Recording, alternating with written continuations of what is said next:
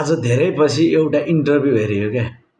त्यो इन्टरभ्यू थियो दुर्गा परसाईको, हिजो भर्खरै लगेको दुर्गा परसाईको द प्रकाश सुवेदी सोमा आएको होला।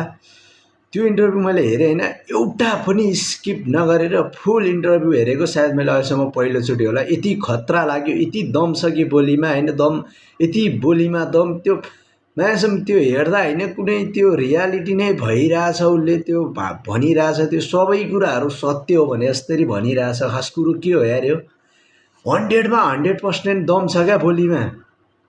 यस्तो बाफ्रे, एउटा कुरा सोध्ने हो भने त्यसको जडो टुप्पो केलाइदिन्छ यार। आज त होइन चिप्ल्याउने अङ्कललाई पसिना निकालेरै छोड्नुभयो क्या दुर्गा परसाई सरले। बाफ्रे, त्यस्तो जोस, त्यस्तो जाँगर कि कुरै छोडिदिउँ। एउटा कुरा सोध्यो भने त्यसलाई केलाउँछन् हौ, ढुङ्गाको ढुङ्गा, माटोको माटो एक साइड हुने गरी केलाछन् या। यो सबै कुरा सुन्यो भने त एकचोटि म्याक्सिमम जिउमा त्यो काँडा बुमुर्र उम्रिएर आउँछ हौ, जोस आउँछ क्या पुरै। अहिले नै गएर राजाको बारेमा बोलौँ, राजालाई ल्याउनुपर्छ, राष्ट्र बचाउनुपर्छ भन्ने जस्तो जोस पो आउँछ त यार।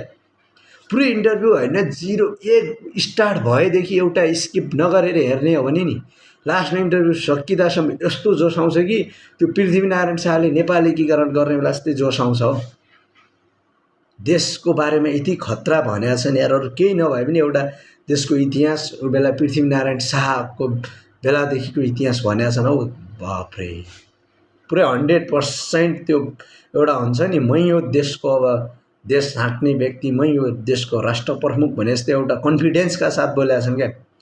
त्यति कन्फिडेन्सका साथ एउटा राजनीतिक दलको नेताले ल्याएर भन्यो भने नि बोल्दैन होला।